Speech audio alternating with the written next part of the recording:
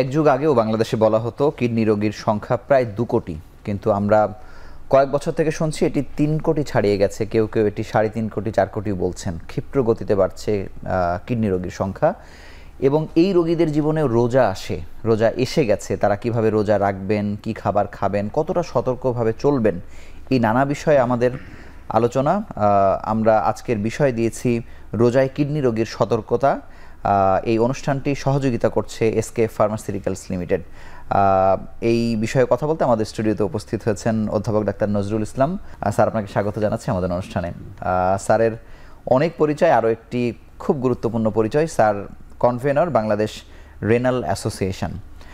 Sir, শুরুতেই জানতে চাই যে বাংলাদেশে কিডনি রোগের প্রেক্ষাপটটা, সংখ্যার তো আসলে তেমন সঠিক কোনো পরিসংখ্যান কারো কাছেই হয়তো নেই, মানে প্রেক্ষাপটটা যদি আপনি একটু বর্ণনা করেন।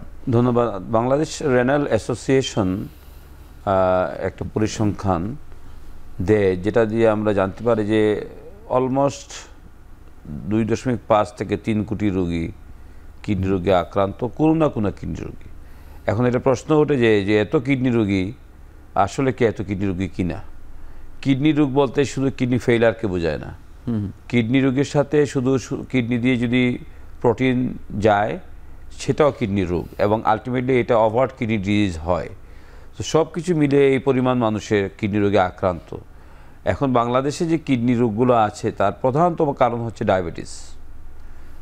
অনিয়ন্ত্রিত ডায়াবেটিস দীর্ঘদিন থাকার জন্য কিডনিতে এফেক্ট করে এবং কিডনি রোগ হয়। আর একটা কারণ হচ্ছে আমরা বলি কিডনির ছাঁকনির প্রদাহ। কিডনির ছাঁকে আমরা গ্লোমেরুলোনেফ্রাইটিস বলি, সেটাও একটা বিরাট একটা অংশ, প্রায় 40%-এর মতো। আর বাকি হাইপারটেনসিভ মানে উচ্চ রক্তচাপজনিত কিডনি রোগ, আর কিছু কিছু কিডনি রোগ আবার জন্মগতও আছে।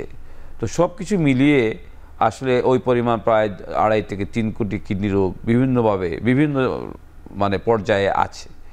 তো আমাদের আসলে সঠিক পরিসংখ্যান ওইভাবে নাই, তবে বাংলাদেশ রেনাল রেজিস্ট্রি একটা আছে, সেটার মাধ্যমে আমরা অচিরেই চেষ্টা করতেছি বাংলা রেনাল অ্যাসোসিয়েশনের মাধ্যমে যে কিডনি রোগের সঠিক পরিসংখ্যান আমরা তুলে দেবো ইনশাল্লাহ।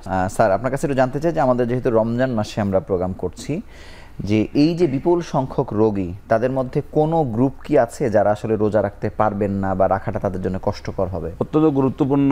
রমজান মাসে আমরা জানি আমরা ধর্মপ্রাণ বাংলাদেশি লোক এবং সবাই রোজা রাখতে চায়, বেশিরভাগ লোক। কিডনি রোগ যারা আছে তাদের অনেকেই রোজা রাখতে চায়, আমাদেরকে বলে এসে আমরা রোজা রাখতে পারবো কিনা। আসলে ইন্টারন্যাশনাল একটা কনসেনসাস, পার্টিকুলারলি অনেকগুলো জার্নাল, সৌদি জার্নাল, মিশর থেকে কিছু জার্নাল, ইন্টারন্যাশনাল কিছু জার্নালে কিছু রিকমেন্ডেশন আছে। তারা বলে যদি কিডনি রোগটা অনিয়ন্ত্রিত থাকে, বিশেষ করে যদি সিরাম ক্রিয়েটিনিন 300 মাইক্রোমোলের উপরে উঠে যায় বা 3 মিলিগ্রাম 3.5 মিলিগ্রামের বেশি উঠে যায়, এইসব রোগকে কিডনি রোগী না রোজা না রাখা। আচ্ছা, তবে এই জায়গায় একটা জিনিস বলতে হবে যে আমি ডাইরেক্ট বলতে পারি না ধর্মীয় দৃষ্টিকোণ থেকে আপনি রোজা রাখবেন না, যে আপনি মুফতি না বা আমি বলতে পারি না। কিন্তু ফিজিক্যাল আমরা সাধারণত বলি যে 3টা ক্যাটাগরিতে ভাগ করছি আমরা। একটা বলি মাইল্ড, মডারেট অ্যান্ড সিভিয়ার। তো মাইল্ড ফর্মে আমরা বলি আপনি রোজা রাখতে পারেন। এই মাইল্ডটা কত? 3-এর নিচে ক্রিয়েটিনিন আছে, পানি স্বল্পতা নাই, ব্লাড প্রেশার কন্ট্রোলে আছে, এইসব রোগীকে আমরা বলি আপনার রোজা রেখে দেখতে পারেন, সমস্যা না হলে আপনি রাখবেন। কিন্তু মডারেট টু সিভিয়ার যারা 3-এর উপরে যারা আছে, যাদের প্রায়শই ডায়াবেটিসের কমতি হয় অথবা প্রায়শই তাদের পানি স্বল্পতা দেখা দেয়, তাদের জন্য দীর্ঘ সময় রোজা রাখাটা একটু রিস্কি, এবং সেই জন্য আমরা বলি যে আপনি রোজা না রাখাই ভালো। ইনডিরেক্টলি বলি, মানে কোন ধরনের লক্ষণ প্রকাশ পেলে উনি বুঝে যাবেন যে আমার রোজাটা? বেশিরভাগ ক্ষেত্রে রোগীরা যারা কিডনি রোগী যারা রোজা রাখতে চায়, হঠাৎ করে ওদের ব্লাড সুগার ফল করে, অথবা ওরা ব্লাড হাইপারটেনশন মানে ব্লাড প্রেশারটা কমে যায়। কারো কারো আবার অত্যন্ত অতি তৃষ্ণা এবং ফেইন্টিং হয়ে যায়। এইসব যদি হয় যে ফেইন্ট হয়ে যায়, হঠাৎ করে মাথা ঘুরে পড়ে যাচ্ছে বা মাথা ঘুরাচ্ছে বা তার পানি স্বল্পতা দেখা দিচ্ছে, অথবা যদি ডায়াবেটিস খুব কমে যাচ্ছে, অথবা যদি দেখা যায় এমন যে একটা রোজা রাখার পর ক্রিয়েটিনিনের মাত্রা বাড়তে শুরু করেছে, তাদেরকে আমরা বলি আপনি রোজা রাখতে পারবেন না। অনেকে তো আপনি জানেন যে আপনারা বললেও তো তারা রোজা রাখার চেষ্টা করে। হ্যাঁ, অনেক রোগী আছে ওরা আসলে রোজা রাখবেই, সেটা আমি বলি বা না বলি। এবং রোজার পরে অনেক রোগী বলেছে আমি রোজা রেখেছি এবং ভালো ছিলাম, সেই ডাটাও কিন্তু আছে। অনেক রোগী আমরা দেখি যে রোজা রাখে ভালো থাকে, কিন্তু সাইন্টিফিক্যালি আমরা সিভিয়ার ফর্মে যারা তাদেরকে বলতে পারি না যে আপনি রোজা রাখেন।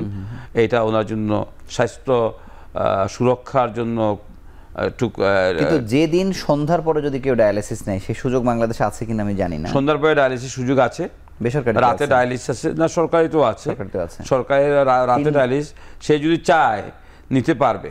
কিন্তু এই একই জিনিস প্রযোজ্য, ডায়ালিসিস রোগীরা খুব আনস্টেবল থাকে, ওরা যদি ডায়ালিসিস করার আগে যদি এরকম রোজা রেখে যায়, হাইপারটেনশন হয়ে যায় প্রায়, সো ওরা খারাপ হয়ে যেতে পারে।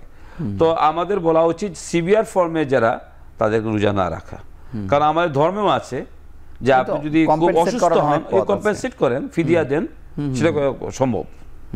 কিন্তু স্যার প্রতি বছর রমজানের পরে কোনো না কোনো রোগী তো আপনাদের কাছে এসে পড়ে রমজানের অভিজ্ঞতা জানাতে, যেমন বললেন যে ভালো আছে, আবার এমনও হয় কিনা যে রাখতে গিয়ে একটু সংকটের ভিতরে পড়ে। হ্যাঁ, রাখতে গিয়ে সংকট অনেক রোগী পাই আমরা, যে আমি রোজা রাখতে চাইছিলাম, রোজা রেখেছিলামও কয়েকটা, পরবর্তীতে আমার শরীর খুব খারাপ হয়ে যায়, আমার ব্লাড প্রেশার কমে যায়, ব্লাড সুগার কমে যায়, আমি আর রাখি নাই। এবং অনেক রোগী এরকমও পাই যে আমি রাখছি ভালো আছি। তো ইন্টারন্যাশনাল একটা কনসেনসাস হচ্ছে, যে রিকমেন্ডেশন হচ্ছে যে সিভিয়ার ফর্ম যারা মডারেট টু সিভিয়ার তাদেরকে না করে দেওয়া, রোজা রাখতে পারবেন না। স্যার প্রতিস্থাপনের ক্ষেত্রে কি বলবেন, যারা প্রতিস্থাপন করে ফেলেছে বা যদি এমনও হয় যে প্রতিস্থাপনের প্রস্তুতি পর্যায়ে আছে, মানে কাদের জন্য কি নিয়ম বা তারা কিছু? কিডনি প্রতিস্থাপন একটা খুব জটিল প্রক্রিয়া, এবং কিডনি প্রতিস্থাপনের যে রোগীগুলো যারা হয়েছে তাদের প্রথম বছর, এটা ইন্টারন্যাশনালি অ্যাকসেপ্টেড একটা রিকমেন্ডেশন, যে প্রথম বছর তারা রোজা রাখবে না, দ্বিতীয় বছর থেকে তারা রোজা রাখতে পারবে, প্রোভাইডেড তাদের আদার কোমরবিডিটিস মানে হার্টের সমস্যা বা আদার কোনো সমস্যা নাই, তাদের কোনো ক্রিয়েটিনিন লেভেলটা একটা 2-এর নিচে আছে, আদার সিমটমগুলো নাই, তখন তারা রাখতে পারবে। কিন্তু প্রথম বছর তাদেরকে নাই করে দেওয়া হয় যে প্রথম বছর রোজা না রাখার জন্য। আর যারা কিডনি ট্রান্সপ্লান্টের জন্য রেডি হচ্ছে ওরা তো অলরেডি ডায়ালিসিস পাচ্ছে, ওদেরকে আগের রুলস প্রযোজ্য। হ্যাঁ বটে। কিন্তু স্যার যেসব নারীরা প্রেগনেন্ট থাকে তারা তো একটি ভালনারেবল কন্ডিশনে থাকে, আবার হচ্ছে তাদের যদি কিডনি রোগ থাকে সেক্ষেত্রে আসলে কোন সময়টা খুব ডেঞ্জার হয়ে যায় তাদের জন্য? কিডনি রোগী বা প্রেগনেন্ট রোগী দুই ক্ষেত্রে, প্রেগনেন্সির ক্ষেত্রে আমাদের ধর্মে বলে দেওয়াই আছে যে আপনি রোজা ওই সময় না রেখে পরে রাখতে পারেন। সেকেন্ড ট্রাইমাস্টার থেকে অনেকে রাখতে পারে, যদি কোনো কারণে পেশেন্টের এমন হয় যে রোজা রাখতে গিয়ে তার শারীরিক সমস্যা, বিশেষ করে বাচ্চার পানি স্বল্পতা দেখা দেয়, অথবা বাচ্চার হার্টবিট কমে যায়, বা কোনো কারণে যদি উনি মনে করেন যে ওনার পানি স্বল্পতা হচ্ছে, ব্লাড প্রেশার কমে যায়, উনি রোজা রাখতে পারবে না, সেক্ষেত্রে বাচ্চা এবং মা দুজনেই ক্ষতি হতে পারে। তার মানে হচ্ছে যে কোনো না কোনো ফর্মে যদি প্রেগনেন্ট উইমেন, যেহেতু প্রেগনেন্সির কারণে সে রোজা রাখতে পারে না বা তার যদি শিথিলতা আছে, কিডনি রোগ যুক্ত হলে তো তার আসলে আর রাখার সুযোগই নেই, আর রাখার কোনো সুযোগ নেই, সেটাই বলছি।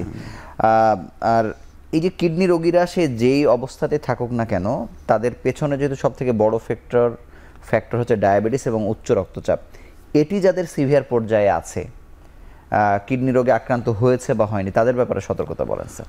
উচ্চ রক্তচাপ নিয়ে যদি সে ওষুধ খেয়ে কন্ট্রোলে থাকে তার রোজা রাখতে পারবে, কিন্তু এমন যদি হয় যে সে উচ্চ রক্তচাপের সাথে তার হার্ট ফেলিয়ার হয়ে যায়, উচ্চ রক্তচাপের সাথে তার প্রায়শই তার চেস্ট পেইন বা এই কার্ডিয়াক প্রবলেমগুলো হচ্ছে, তাইলে এই রোগীগুলো রোজা রাখতে পারবে না। কারণ আমরা অনেকগুলো ওষুধ খেতে হয় যেগুলো আসলে একটা টাইম বেঁধে দেই যে এই সময় খাবেন। আরেকটা জিনিস হচ্ছে গিয়ে, যারা কিডনি রোগ বা উচ্চ রক্তচাপের রোগী তাদের পটাশিয়ামের মাত্রা অনেক ক্ষেত্রেই বেড়ে যায়, সেই রোগীগুলো আবার রোজা রাখা রিস্কি। তো সেই জন্য উচ্চ রক্তচাপের রোগীগুলো সাধারণত আমি বলবো যে যদি তার রেনাল ফেলিয়ার অত বেশি না হয়, ব্লাড প্রেশার কন্ট্রোলে থাকে, তারা রাখতে পারবে, বাট আনকন্ট্রোল পারবে না, আনকন্ট্রোল পারবে না। কিডনি বিকল হবার পরিসংখ্যানটা আসলে কেমন বাংলাদেশে? আগে যেমন আমরা শুনতাম প্রতি বছর নতুন করে 35,000 যুক্ত হচ্ছে, এরকম একটা শুনতাম। কিডনি বিকল আসলে আমি প্রথমেই বলছি যে কিডনি বিকল বলতে শুধু কিডনির কার্যক্ষমতা হ্রাস এবং ক্রিয়েটিন বাড়াটাই বোঝায় না, কিডনির প্রোটিন যাওয়া, কিডনির মধ্যে ইলেকট্রোলাইট ইমব্যালেন্স যেগুলো হওয়া, ইনফেকশন হওয়া, সবই কিডনি বিকলতার কারণ। তবে একটা ইম্পর্টেন্ট জিনিস হচ্ছে যে ক্রিয়েটিনের মাত্রা বেড়ে যাওয়া। ক্রিয়েটিনের মাত্রা বেড়ে যাওয়ার পরিমাণ আমি মনে করি গ্লোমেরুলার নেফ্রাইটিস থেকে বেশি হয়, ডায়াবেটিস থেকে বেশি হয়, সেটা নিয়ারলি 1.5 crore হতে পারে, 1.5 কোটি 2 কোটির মতো হতে পারে। আর বাকিগুলো মিলে প্রায় 3 কোটির মতো এখন কিডনি রোগ বাংলাদেশে আছে। কিন্তু স্যার কিডনি রোগের ক্ষেত্রে নানা চেষ্টাই তো আসলে হচ্ছে, নানা সচেতনতার কথা আমরা বহু বছর ধরে শুনছি, কিন্তু কোনোভাবে এই হ্রাসটা টেনে ধরা যাচ্ছে না। আপনি কি ফ্যাক্টর মনে করেন? একটা মেইন কারণ হচ্ছে গিয়ে কিডনি রোগের একটা বিরাট অংশ গ্লোমেরুলাইটিস, যেটার কারণই জানা যায় না আসলে। এই সংখ্যা কত স্যার? এগুলো প্রায় 40%, 40% এই কিডনি রোগের কারণ। 50% কারণ হচ্ছে ডায়াবেটিস বা 45% কারণ, আর বাকি অন্যান্য অবস্ট্রাকটিভ কোনো কারণে হতে পারে, জন্মগত কারণে হতে পারে, কিছু সেকেন্ডারি ডিজিজ, ইমিউনোলজিক্যাল ডিজিজ এগুলোর জন্য হয়। তো আমরা যে গ্লোমেরুলাইটিস যেটা হচ্ছে সেটা কিন্তু কারণ জানা যায় নাই, এবং এমনও পাই আমরা যে রোগী ভালো ছিল 2 সপ্তাহ আগে, সাডেনলি তার কিডনি খারাপ হয়ে গেছে। এবং এই রোগীগুলোর আসলে চিকিৎসা মানে আগে থেকে কিছু দেওয়ার সুযোগ নাই, কিন্তু যদি ডায়াবেটিস থেকে হয়, ব্লাড প্রেশার থেকে হয়, আমরা ওষুধ দিয়ে কন্ট্রোল করতে পারি। সেই জন্য বলা হয় কিডনি রোগীর সংখ্যা এই সেক্টরেই বাড়তেছে বেশি। আচ্ছা, গ্লোমেরুলাইটিস, কিডনির ছাকনির প্রদাহ। কিন্তু স্যার আপনারা তো কোনো না কোনো ফর্মে তো ধারণা করেন। হ্যাঁ, আমরা হিস্ট্রি নেই, আমরা রোগীর ইতিহাস নিয়ে জানতে পারি যে তার পা ফুলে, বা কাউকে বলে যে আমি দীর্ঘদিন থেকে খেতে পারি না।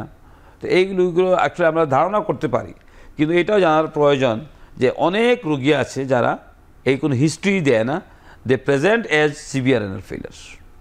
যেহেতু আপনি বলছেন যে 50%-এর কারণই আসলে জানা যায় না, বা এই সংখ্যাটি ক্রমাগতভাবে বাড়ছে, মানে এই পকেটে বাড়ছে, মানে সেটি নিয়ে পৃথিবীব্যাপী তো গবেষণা আছে, গবেষণা হচ্ছে। কি সেটি? এবং গবেষণার যেমন ধরেন একটা গ্লোমেরুলাইটিস যেটা আমরা বলি আইজিএ নেফ্রোপ্যাথি, এটা আমাদের এই এরিয়াতে বেল্টে বেশি হয়, এশিয়াতে।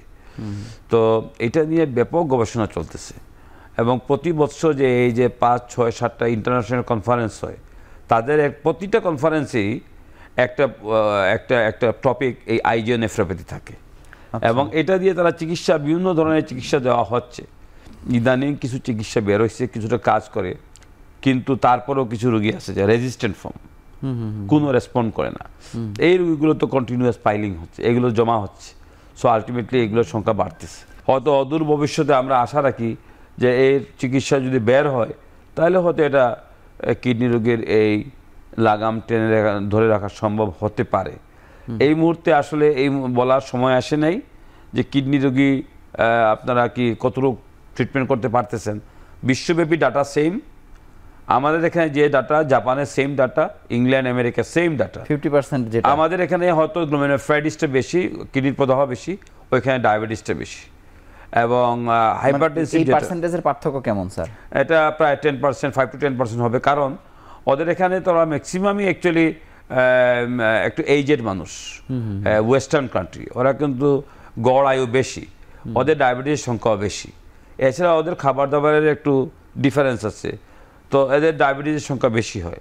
আমাদের দেশে ডায়াবেটিসের সংখ্যা কম, ওয়ার্ল্ড ওয়াইড ডায়াবেটিস বেশি, কিন্তু গ্লোমেরুলাইটিসটা বেশি। সো দ্যাট আমরা গ্লোমেরুলাইটিসের মানে কিডনির প্রদাহর সংখ্যাটা বেশি। আর একটা জিনিস, আমাদের দেশে কিডনির প্রদাহ রোগী কেন প্রথম ডায়াগনোস হয় না, আমাদের রোগীরা কিন্তু আসে না। প্রত্যেকটা কিডনির যে প্রদাহ হয়, একটা পরীক্ষা আমরা বলি কিডনির বায়োপসি, সেটা করতে হয়, সেটা শুনলে রোগীরা আর করতে চায় না, এবং যখন আসে তখন তার কিডনির জন্য দুইটাই নষ্ট হয়ে গেছে। সো এটা একটা ইম্পর্টেন্ট ইস্যু, কেন বাড়তেছে। স্যার আপনাকে অসংখ্য ধন্যবাদ। আমরা ছোট্ট একটি বিরতি নিয়ে আবার আলোচনায় ফিরছি।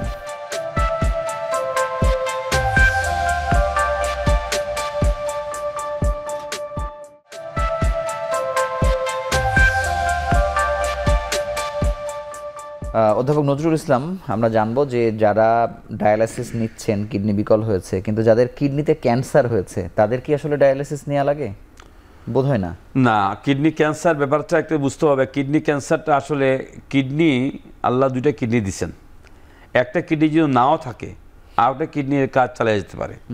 সাধারণত কিডনি ক্যান্সার সাধারণত বেশিরভাগ ক্ষেত্রে একটা কিডনিতে হয়। আচ্ছা, একটা কিডনি সচল থাকে। সাধারণত কিডনি ক্ষতি হয় না, কিন্তু যদি কোনো কারণে এমন হয় যে দুটো কিডনিতে ক্যান্সার, এরকম হয়, এমন হতে হয়, রেয়ারলি হয়, অথবা একটা কিডনিতে ক্যান্সার হইলো আর একটা ছড়ায় যায়, এরকম যদি হয়, বা কোনো কারণে কিডনি ক্যান্সারের জন্য রক্ত জমাট বাঁধার প্রবণতা হয়, তো কিডনির নালী বন্ধ হয়ে যায়, রক্তনালী, সেক্ষেত্রে কিডনি ফেল করতে পারে। আদারওয়াইজ সাধারণত কিডনি ক্যান্সারে সহজে কিডনি ফেল করে না। আচ্ছা, তাহলে এই যাদের কিডনিতে ক্যান্সার হয়েছে তাদের রোজার ব্যাপারে স্যার আপনার বক্তব্য কি? কিডনি ক্যান্সার অন্যান্য রোগীদের মতোই, সাধারণত কিডনি ক্যান্সারের রোগীরা বেশিরভাগ ক্ষেত্রেই একটু অ্যান্টি ক্যান্সার ড্রাগ, যেটা কেমোথেরাপিউটিক পায়, খুবই টক্সিক ড্রাগ, যেগুলো কিনা আমাদের শরীরের মাংসপেশি, লিভার, এইসব জায়গার ইনজুরি করে। এরা খুবই দুর্বল হয়। একটা ইম্পর্টেন্ট জিনিস যে কিডনি রোগীরা প্রায় রক্তশূন্যতায় ভুগে, বিকজ ইরাথ্রোপয়েটিন নামে একটা হরমোন সিক্রেটেড হয় না, সেই জন্য ওরা খুবই দুর্বল থাকে। এদের ক্ষেত্রে রোজা রাখলে, বিশেষ করে ওই অ্যানিমিয়াটা কারেকশন না করে, প্রায়ই দেখা যায় ওরা খুবই দুর্বল হয় এবং মারাত্মক ক্ষতির সম্মুখীন হতে পারে। সেই জন্য কিডনি ক্যান্সার রোগী যদি চিকিৎসা ঠিকমতো না করে, তাকে রোজায় রাখা ঠিক না। আর রোজা রাখতে হলে অবশ্যই তার পরিমতো চিকিৎসা করে একটা স্টেবল কন্ডিশনে এসে রোজা রাখতে হবে। ক্যান্সার নিয়ে যত আলোচনা বাংলাদেশে হয়, আপনি দেখবেন ব্রেস্ট ক্যান্সার নিয়ে হচ্ছে বা পাকস্থলীর ক্যান্সার নিয়ে হচ্ছে, কিন্তু কিডনি রোগে এত বিকল কিডনি রোগীর সংখ্যা, এই আলোচনার মধ্যে এসে কিডনি ক্যান্সারের আলোচনা একটু কম হয়। কিডনি ক্যান্সার আসলে এটা একটা ভালো প্রশ্ন। কিডনি ক্যান্সার কিন্তু এত কমন না, আনকমন, এত কমনলি হয় না। জি স্যার। আরেকটা জিনিস, কিডনি ক্যান্সার খুব স্লোলি গ্রোয়িং, আস্তে আস্তে বৃদ্ধি পায়। কত বছর সময়? যেমন ধরেন রেনালসের কার্সিনোমা আমরা যেটা বলি, যেটা হতে মানে ধরেন যখন দিয়ে শুরু হবে, যদি সেই সময় ডায়াগনোস করা যায়, ওটা সম্পূর্ণ নিরাময়যোগ্য রোগ। কিন্তু যদি 1 বছর 2 বছর চলে যায়, 6 মাস থেকে 1 বছর চলে যায়, তাহলে এটা নিরাময় হয় না, অন্যখানে ছড়ায় যায়। এটা খুব দেরিতে ছড়ায়, এটা রক্তের ভেইন দিয়ে ছড়ায় এবং খুব দেরিতে ছড়ায়। সেই জন্য কিডনির ক্যান্সারটা এত আলোচনায় নাই, কারণ ব্রেস্ট ক্যান্সার হওয়ার পরে 2 মাস সময় দিবে না, এটা ছড়ায় যাবে। কিন্তু কিডনি ক্যান্সার ছড়াতে 6 থেকে 8 মাস, 1 বছরও লাগতে পারে। সেই জন্য কিডনি ক্যান্সার রোগীগুলো সাধারণত ধরা পড়ার সাথে সাথে যদি চিকিৎসা করে, কিডনিটা ফেলে দেয় বা ওই জায়গায় টিউমার মাসটা যদি ফেলে দেয়, তাহলে ভালো হয়ে যায় রোগী। So it is potentially curable malignancy. কিন্তু 1 বছরও তো যারা অসচেতন তাদের জন্য কোনো সময়ই না। না, যারা অসচেতন তাদের জন্য তো সব রোগী, আপনি যদি এক যুগও বলেন তারা দেরি করবে। স্যার, আমি একটু ভিন্ন প্রসঙ্গে আসতে চাই যে বাংলাদেশে এই যে হেমোডায়ালাইসিস বা হিমোডায়ালাইসিস আপনারা যেটি বলেন, মানে সেটির প্রচলন যত বেশি বেড়েছে, আমরা পেরিটোনিয়াল ডায়ালাইসিসের দিকে কেন যেতে পারছি না? খুবই একটা মূল্যবান প্রশ্ন। কারণ দেখেন, হিমোডায়ালাইসিস আমাদের এখানে ইন সেন্টার বেসড, যে আমরা সেন্টারে যেতে হবে, কিন্তু পেরিটোনিয়াল ডায়ালাইসিস সুবিধা বাসায় বসে করা যায়। এর একটা মূল বাধা যেটা আমি দেখি, সেটা হচ্ছে গিয়ে পেরিটোনিয়াল ডায়ালাইসিসে যে ফ্লুইড, যে একটা ফ্লুইড, একটা পানি তরল দিয়ে যেটা ডায়ালিসিসটা করতে হয়, সেটা বাংলাদেশে তৈরি হয় না, সেটা বাইরে থেকে কিনতে হয়, বাইরে থেকে ইম্পোর্ট করতে হয়। তো ওষুধ কোম্পানি যে এত কিছু বানিয়ে ফেলতেছে, এটা চেষ্টা করছিল, তারা পারে নাই, এটা তারা পারে নাই। এখন আইপিএইচ, আমাদের পাবলিক হেলথ ডিপার্টমেন্ট, তাদেরও চেষ্টা চলতেছে, আশা রেখে আমরা পারবো। তো এই ফ্লুইডটা বাইরে থেকে আসে, একটা কোম্পানি এটা ইম্পোর্ট করে, এটা অত্যন্ত দামি এবং সেই জন্য বেশিরভাগ লোকের পক্ষে এইটা মেনটেন করা সম্ভব হয় না। তার চেয়ে বড় ইম্পর্টেন্ট হচ্ছে কি, যারা পেরিটোনিয়াল ডায়ালিসিস করে তাদের একটা আইসোলেটেড রুম লাগে, ভেরি হাইজেনিক ক্লিন রুম, আলাদা বাথরুম। ওই বাথরুম আর কেউ ব্যবহার করতে পারবে না, ওই রুমে কেউ যেতে পারবে না বাসাতে। তো বাংলাদেশে তো আসলে ওই ফ্যাসিলিটি না। স্যার, এটাও তো একটা সেকেন্ডারি বিষয়, কিন্তু আপনার ইনিশিয়ালি তো মানে এই যে ফ্লুইড যে আপনি তৈরি করতে পারছেন না, ফ্লুইডটা আসলে আমরা ইম্পোর্ট করতে হয়। এবং আপনি জানেন যে ইয়ের সময়, কোভিডের সময় দীর্ঘদিন ফ্লুইড ইম্পোর্ট বন্ধ ছিল এবং সেক্ষেত্রে অনেক প্রবলেম হয়েছে আমাদের সিএবিডি রোগীর জন্য। আপনি যুক্তরাষ্ট্র প্রবাসী অধ্যাপক জিয়াউদ্দিন আহমেদকে চিনে থাকবেন। তিনি বলছিলেন যে বাংলাদেশে 2টি কোম্পানির সঙ্গে উনি একেবারে শীর্ষ পর্যায়ে কথা বলেছেন, যারা আগ্রহ দেখিয়েছে। এই আগ্রহ কি আগেও তারা দেখিয়েছেন নাকি এখন আসলে আগ্রহ বাড়ছে? আগ্রহ এখন বাড়ছে, কারণ এক সময় ছিল যখন মানুষ সিবিডি নিত না, মানুষ এটার উপর ভরসা ছিল, জানতো না। এখন মানুষের মধ্যে জানছে মানুষ যে সিবিডি সেফ প্রসিজিওর, সেই জন্য মানুষ এখন এটা করতে চায়। কত পার্সেন্ট বাংলাদেশে তাও নিচ্ছে, মানে এখন নেয়ার সিবিডি এখন অ্যারাউন্ড 15 to 20% হবে, নিচ্ছে 15% মতো হবে। স্যার, সুবিধাগুলো আমরা জানি, আপনি আবারও যদি বলেন। সুবিধা অনেক, বিশেষ করে এটার জন্য কোনো সেন্টারে যেতে হচ্ছে না, বাসায় করতে পারবে, যাতায়াত খরচ নাই। এটার ক্ষেত্রে সাইড ইফেক্ট বিশেষ করে ব্লাড প্রেশার কমে যাওয়া, হার্টের রোগ হওয়া, এগুলো হয় না। এই রোগীগুলো সাধারণত অ্যাম্বুলেন্ট থাকে, তারা ডায়ালিসিস ফ্লুইড পেটে নিয়ে ঘুরে বাজার করতে সব করতেছে, সব অনুষ্ঠানে কেউ বুঝতেও পারবে না যে কিডনি রোগী। কিন্তু সবচেয়ে বড় ইম্পর্টেন্ট হচ্ছে কমপ্লিকেশন, জটিলতা, হার্টের জটিলতা, ব্লাড প্রেশারের জটিলতা, এগুলো খুব কম। কিন্তু এই হিমোডায়ালিসিসে এই জটিলতাগুলো থেকেই যায়। কিন্তু স্যার, যেই সেন্টারে আপনারা হিমোডায়ালিসিস দিচ্ছেন সেখানেও কি আসলে কোনো না কোনো ফরম্যাটে কোনো একটা আলাদা রুমে মানে পেরিটোনিয়াল ডায়ালিসিস চালু করা যায় কিনা, যেহেতু এর সুবিধা বেশি? পেরিটোনিয়াল ডায়ালিসিস তো আমি বললাম, পেরিটোনিয়াল ডায়ালিসিস করার নিয়ম হচ্ছে সিএপিডি মানে অ্যাম্বুলেটরি। সেখানে তো রোগী যদি আমার এখানেই আসতে হয় তাহলে তো লাভ হইল না, লাভ হইল না, তাহলে তো তার খরচ আরো বাড়লো। সেই জন্য এটা নিয়ম হচ্ছে, যদি বাংলাদেশের ম্যাক্সিমাম ক্ষেত্রে মানুষের আইসোলেটেড রুম দেওয়া খুব টাফ, কিন্তু এটা আমরা দেখছি এটা স্টাডিতে, যে কারোই আরেকটা বাসার একটা রুম যে ক্লাসের মানুষ আক্রান্ত হয় এটা সম্ভব না। আর 2 নম্বর হচ্ছে গিয়ে এই ফ্লুইডটা অনেক দাম। স্যার, খরচ আমরা যদি স্ট্যান্ডার্ড ধরি, বাংলাদেশে আপনি জানেন যে 1500 টাকাতেও হয়, 2200 টাকাতেও হয়, কিন্তু পেরিটোনিয়াল ডায়ালিসিসের ক্ষেত্রে আসলে আদর্শ খরচ কত? মানে প্রতিদিন 800 টাকা অ্যাটলিস্ট, প্রতিদিন অ্যাটলিস্ট 800 টাকা প্রতিদিন। তাহলে মাসে 24,000 টাকা। ও, তার মানে তাকে কতবার নিতে হয়? তাকে মিনিমাম 3 এক্সচেঞ্জ নিতে হবে, 3 বার প্রতিদিন, অ্যাটলিস্ট 3 এক্সচেঞ্জ। কারো বেশি ফ্লুইড যদি পায়ে পানি জমা থাকে, ওদেরকে রাত্রে একটা এক্সট্রা হাইপারটোনিক এক্সচেঞ্জ প্রতিদিন 3 বার নিতে হবে। এই এক্সচেঞ্জটা কি আমি খুব সহজ, স্যার, যে ফ্লুইডটা একটা স্যালাইনের মতো ব্যাগে থাকে, সেই ফ্লুইডটা তারা পেটে নিয়ে নিবে, একটা এখানে ক্যাথেটার দিয়ে দেই আমরা পেটের মধ্যে, ফ্লুইড সেই নিবে, সব নিয়ে বন্ধ করে দিবে, 1 লিটার ফ্লুইড নিবে, সে ঘুরে ফিরে আসবে 2-3 ঘন্টা, ঘুরে এই পানিটা ফেলে দিবে। আচ্ছা, আবার সে আরো 1 লিটার নিবে, আরো 3-4 ঘন্টা ঘুরবে, ফেলে দিবে। এরকম করে 3টা এক্সচেঞ্জ অ্যাটলিস্ট নিতে হয়। মানে একদিনে 3 বার পানি বদলাইতে হয়। কিন্তু এটা তো একটা ঝামেলাও স্যার। ঝামেলা মানে শুনেন, এখন যারা অভ্যস্ত হয়ে যায় 4 ঘন্টা পর সব কাজ করতে পারছে, সব ইস্যু করতে পারতেছে, এবং ফ্লুইড নিতে হয়তো তার 15 মিনিট সময় লাগতেছে, পেটে নিতেছে।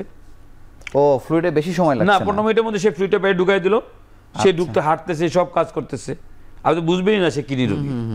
আস্থা বিশ্বে কিন্তু এখন সিবিডি পপুলার। কত স্যার, কত পার্সেন্ট? আমাদের একটা রিসেন্ট স্ট্যাটিস্টিক্স আছে যে more than 55% is on CBD in America and in Canada etcetera. কারণ তাদের তো কর্মক্ষম থাকতে পারছে, তাদের কিন্তু সরকার থেকে তাদের সাবসিডাইজ ফর্ম এগুলো দেওয়া হয়। যেমন জাপানে 100% সরকার ডায়ালিসিস বিহার করে, আমাদের তো সম্ভব না এটা। তো এই জন্য আমাদের সিবিডি দিকে ঝুঁকা উচিত, পার্টিকুলারলি যদি সিবিডি ফ্লুইডটা আমাদের লোকাল তৈরি করা যায়, তাইলে এটা একটা রিভলিউশন হয়ে যাবে। স্যার, আমি এই প্রসঙ্গে আসছি, ছোট্ট একটু বিরতি নিয়ে ফিরছি কিছুক্ষণের মধ্যে।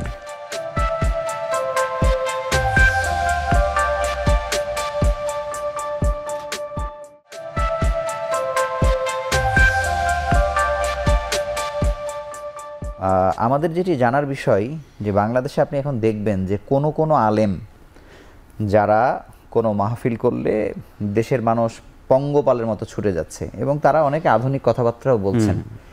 আপনাদের পক্ষ থেকে মানুষের দরজায় যাবার থেকে এই মানুষগুলোকে যদি কাউন্সিল করা যায়, যারা কিন্তু পৃথিবীর বিভিন্ন আল আজহারে পড়ছে বা বড় বড় জায়গায় পড়াশোনা করছে এবং ওয়েল অ্যাকসেপ্টেড, তাদেরকে কনভিন্স করলে বরং এটি বেশি লাভ হয় কিনা, আপনি কি মনে করেন? একদম সত্য। আমরা এই জন্য বলছি আলিম ধর্মগুরু যারা আছেন, স্যার, এটা মনে হয় কাজ হয়নি, কম হয়েছে। হ্যাঁ, এটা কাজ কম হয়েছে। এখানে আমরা চেষ্টা করতেছি যে তাদের ইনভলভমেন্ট দরকার। বাংলাদেশের মানুষ যে মাত্রায় ইমোশনাল, তাদেরকে আপনি দিলে তো আপনি 1000 লোক পাবেন। যদি হ্যাঁ, আমরা কাজ কম হয়েছে সত্যি কথা। আমরা ক্যাটাগরিক ট্রান্সপ্লান্টের জন্য আমরা চেষ্টা করছি। আমরা বিশেষ করে রেনারেশন থেকে এখন আমরা একটা নিয়েছি যে বিভিন্ন অনুষ্ঠান করা, মানুষের মধ্যে একটা মানে সচেতনতা গড়ে তোলা, যে কিডনি ট্রান্সপ্লান্ট করা, যদি কেউ কিডনি দেয়, মৃত ব্যক্তির কিডনি, সে 2টা কিডনি দিতে পারে, লিভার, কিডনি, স্কর্নিয়া, সবই, লাংস সবই দিতে পারে, তাইলে একটা সুস্থ রোগী, একটা মৃতপ্রায় রোগী সুস্থ হয়ে যেতে পারে। আমরা সারা ইসলামের মাকে নিয়ে কয়েক দফা প্রোগ্রাম করেছি। একেবারে শুরু থেকে বাংলাদেশ যত দফা চেষ্টা করেছে, বিভিন্ন টিম নিয়ে এসে আমরা গণমাধ্যমের পক্ষ থেকে কিন্তু এগুলো বলেছি, কিন্তু যেটি হচ্ছে না, যে আসলে ওই মারা যাওয়ার পরে যে আসলে তারা রাজি হয় না, তাদের পরিবার। হ্যাঁ, আমরা আসলে ওই আমার মনে হয় যে একটু ধার্মিক যারা আলেম সমাজ, তাদের পক্ষ থেকে জনপ্রিয় আলেমদের কাছে আপনারা যদি রেনাল অ্যাসোসিয়েশনের পক্ষ থেকে একটি মিটিং করেন, আমার মনে হয় যে তারা বুঝবেন। কারণ হচ্ছে যে মানে বিভিন্ন ইন্টারন্যাশনাল যে আপনি যাদের কথা বলছিলেন যে সৌদি বা আল আজহার, তারা কিন্তু অনুমতি দিয়ে দিয়েছে যে এটা করা যাবে। ইরান তো করতেছে, ইরান তো একদম সব হরদম করতেছে। স্যার, আমি আরেকটি প্রসঙ্গে আসতে চাই। পট পরিবর্তনের কারণে চিকিৎসকদের অ্যাসোসিয়েশন বা ডিপার্টমেন্টে যে কিছু পরিবর্তন হয়েছে, তাতে প্রতিস্থাপন কিছুটা কমেছে বা একটু এলোমেলো হচ্ছে, এরকম কি কোনো কথা কি আছে, নাকি আগের মতো সবকিছু চলছে? আগের মতো হচ্ছে না, কারণ অনেক ইরেগুলার হয়ে গেছে। তবে আমরা খুব দ্রুতই এটা ঠিক করে নিয়েছি। আমাদের সেকেন্ড হ্যান্ড, থার্ড হ্যান্ড তৈরি আছে, ওনারা এটা টেক ওভার করছে। মাঝখানে যে একটা রোগী খারাপ হলো বা মারা যাওয়ার ঘটনা ঘটলো, এটি নিয়ে আসলে আপনারা কাজ করেছেন কিনা, বা এটি আসলে আমরা অনাকাঙ্ক্ষিত প্রতিটা কিনা? মৃত্যুর বা প্রতিটা রোগী খারাপের একটা বোর্ড হয়, আমরা বলি ডেথ রিভিউ। সো ডেথ রিভিউটা দিয়ে আমরা বুঝতে পারি যে কোনো কারণে বা কোন বিষয়ে যে রোগীটা খারাপ হয়েছিল। আসলে দেখেন, ট্রান্সপ্ল্যান্টের আগে অনেক রোগী অত্যন্ত সুস্থ আপাত দৃষ্টিতে মনে হয়, কিন্তু কোনো ক্ষেত্রে দেখা যায় যে এই রোগীরা ট্রান্সপ্ল্যান্ট করতে গিয়ে অটিতে নেওয়ার পরে তার হিমোডাইনামিক ইনস্টেবিলিটি পাওয়া যায়। তো এইসব রোগী খুব কম খারাপ হয়, বেশিরভাগ ক্ষেত্রে রোগীরা ভালো হয়। তবে দুই একটা স্পটেড কেস হয় না তা না। তো সেই জন্য আমরা এগুলো যাতে করে আরও কমানো যায় সেই চেষ্টা করে যাচ্ছি। বা চিকিৎসকদের মধ্যে থেকেও কোনো নেগলিজেন্সি ছিল কিনা বা জানার ঘাটতি ছিল কিনা, এগুলো আপনারা যাচাই করছেন কিনা? চিকিৎসকরা কিন্তু জেনে শুনে কখনো নেগলিজেন্সি করে না। এই জিনিসটা কিন্তু আমাদের সাধারণ মানুষের মধ্যে একটা জিনিস আছে যে চিকিৎসা যেহেতু ভুল না, মানে রোগী কোন স্টেজে ছিল, তার সুস্থতা কেমন ছিল, এটি রোগীর শুনে না। কিছু রোগী আছে যেগুলো আমরা নিজে দেখছি যে ট্রান্সপ্ল্যান্টের জন্য নিয়ে গেছে, অ্যানেস্থেটিক হ্যাজার্ডস হয়ে যায় এবং ওদেরকে আর ঠিক করা যায় না। কারো ইনট্রাক্টেবল ব্লিডিং হয়, ঠিক করা যায় না। তো এইগুলো অ্যাকচুয়ালি আমি বলবো যে রোগীর আরো মেটিকুলাসলি রেডি করা দরকার এবং আমাদের তাড়াহুড়া করার কোনো সুযোগ নাই। এই ট্রান্সপ্ল্যান্ট বিষয়ে তাড়াহুড়া করতে গিয়ে এর আগে ডোনার খারাপ হবে। হ্যাঁ, দাতা গ্রহীতার তথ্য তো গোপন করেছে মানুষ, এই তথ্য এই ঘটনা ঘটছে আছে, এই ঘটনা ঘটছে। এটিকে কিডনি প্রতিস্থাপনের ক্ষেত্রে আপনারা কতটুকু কাজে লাগাতে পারবেন? এটা একটু স্লোলি আগাচ্ছিল, কিন্তু এখনকার যে আমাদের প্রশাসন, নতুন পরিচালক বা নতুন আমাদের ভিসি স্যার অথবা প্রভিসি মহোদয় যারা আছেন, অত্যন্ত এনার্জেটিক এবং ওনারা, আমি এটা দায়িত্ব নিয়ে বলবো যে ওনারা আসার পরে এটা খুবই দ্রুতভাবে এটা কাজ চলতেছে। আমি এখানে আসার আগেও আমি ডাইরেক্টরের সাথে কথা বলে আসছি যে ট্রান্সপ্ল্যান্ট আমাদের নেক্সট উইকে বা এরপর উইকে কোনটা করব। সো আমি মনে করি যে আপনারা দেখতে পাবেন হয়তো অতি সত্বর এটা খুবই সক্রিয়ভাবে ট্রান্সপ্ল্যান্ট প্রোগ্রামগুলো এগিয়ে যাবে। আর এমনি তো বাকি সব রোগী আমাদের ভর্তি হচ্ছে, কিডনি রোগী সব ভর্তি হচ্ছে, কিন্তু ট্রান্সপ্ল্যান্ট প্রোগ্রামটা আমরা এই প্রশাসন আসার পরে রিয়েলি অ্যালার্মিংলি। আর যিনি পরিচালক তিনি তো কোভিডের সময়ে পরীক্ষিত মানুষ, সে পরীক্ষিত একদম, doctor Munshi is perfect man এবং সে যথেষ্টভাবে এটাকে আরো ভায়াবল করার জন্য চেষ্টা করছেন। ইতিমধ্যে উনি অনেকের সাথে যোগাযোগও করছেন, আমরা শুনছি যে এটিকে কত ভালোভাবে এস্টাবলিশ করা যায়। এক্স্যাক্টলি। স্যার, আমি আরেকটি প্রসঙ্গে আসতে চাই যে বাংলাদেশ রেনাল অ্যাসোসিয়েশনের প্রেসিডেন্ট বা কনভেনার যেভাবে আপনাকে পরিচয় করে দিই, এটি তো কিডনি রোগের ক্ষেত্রে সবথেকে সুপ্রিম বডি আর কি। বাংলাদেশের এই কিডনি রোগের চিকিৎসা বলি, ডায়ালাইসিস বলি বা প্রতিস্থাপন বলি, এটিকে একটু সিনক্রোনাইজ করা, যেমন মনে করেন এক্সপার্টিস শেয়ারিং হতে পারে, বা যেই জেলাগুলোতে আসলে ডায়ালাইসিস যায়নি সেগুলো ছড়ানোর ব্যাপার হতে পারে, পেরিটোনিয়াল ডায়ালাইসিস এস্টাবলিশমেন্টের ব্যাপার হতে পারে, মানে এই সব কিছু মিলে আপনারা কিভাবে নেতৃত্ব দিচ্ছেন? আমাদের এই নতুন কমিটিটা হয়েছে আজকে বেশি দিন না, 4 মাস নতুন কমিটিটা হয়েছে। তো আসার পরে আমরা বিভিন্ন জায়গায় ডায়ালাইসিসের সেবা সেগুলো কিভাবে হচ্ছে, সেন্টার থেকে সেটাকে যোগাযোগ রাখা, ট্রান্সপ্ল্যান্ট সেন্টার কয়টা আছে, পেরিটোনিয়াল ডায়ালাইসিস সেন্টার কয়টা, এবং সেগুলোর সাথে যে কিভাবে আমরা নিবিড়ভাবে কাজ করার আমাদের একটা পরিকল্পনা করেছি। এবং আমরা দেখছি যে বাংলাদেশে যত জায়গায় ডায়ালাইসিস সেবা হয়, পার্টিকুলারলি রুরাল এরিয়াতে ডায়ালাইসিস সেবাটা কম। এবং একটা প্রজেক্ট আছে, ডায়ালাইসিস প্রজেক্ট, যেটা বিগত সরকার করে গেছিলেন। তো সেটা অ্যাকচুয়ালি মাঝপথে এসে একটু পট পরিবর্তনের জন্য আটকে গেছিল। আমরা আসার পরে সেটা প্রজেক্ট ডাক্তার নিয়োগ হয়েছে, মেশিনপত্র কেনার প্রক্রিয়া শুরু হয়ে গেছে এবং আমরা জানেন যে নেফ্রোলজিস্টের সংখ্যা কিন্তু কম এবং সেই জন্য অনেক নেফ্রোলজিস্টগুলো পোস্ট নিয়ে ঝামেলায় ছিল, সেই অনেকগুলো পোস্টও ক্রিয়েট হয়েছে। পোস্ট ক্রিয়েট না হলেও তো আসলে ডায়ালিসিস সেবার সাথে যেন ডাক্তার প্রয়োজন, তো সেই জন্য আশা রাখতেছি খুব অল্প সময়ের মধ্যে আমরা আশা রাখি ইনশাআল্লাহ এই পোস্টগুলো ফিল আপ হবে এবং ডায়ালিসিস সেবা গতিশীল হবে। স্যার আপনাকে অসংখ্য ধন্যবাদ। আমরা শেষ বিরতি নিয়ে আবার আলোচনায় ফিরছি।